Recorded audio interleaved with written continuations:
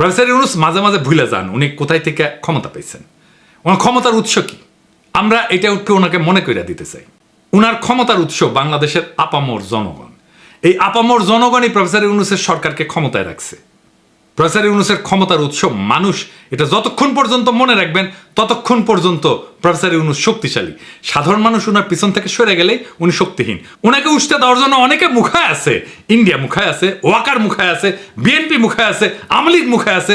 এরা কেউ সফল হইতে পারতেছে না, কারণ সাধারণ মানুষ পাহাড়ের মতো দৃঢ় ঐক্য নিয়ে প্রফেসর ইউনূসের পিছনে দাঁড়াইছে।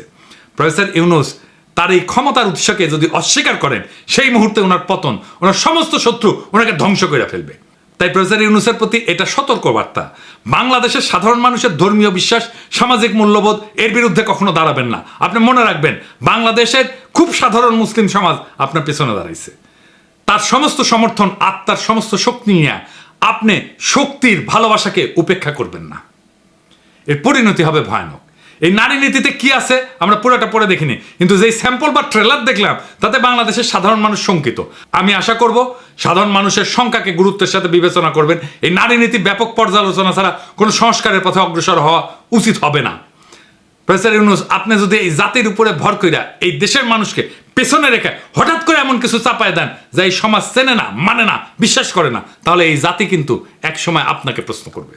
আপনার শক্তি কিন্তু বিদেশি মিডিয়া না বা ডোনাররা না, আপনার শক্তি এদেশের আপামর জনগণ, মুসলমান, তাদের সন্তান, যাদের হৃদয়ে আপনার উপরে এখনো বিশ্বাস আছে। আপনি যদি সেই বিশ্বাস ভেঙে ফেলেন, যদি ধর্মীয় বিশ্বাস, সামাজিক মূল্যবোধ, পারিবারিক কাঠামোকে না বুঝে বিদেশি এনজিওর ফর্মুলা দিয়া রাষ্ট্র চালাইতে যান, তাহলে আপনি টিকবেন না। কারণ এই দেশ কোনো ল্যাবরেটরি না, এই জাতি গিনিপিগ না।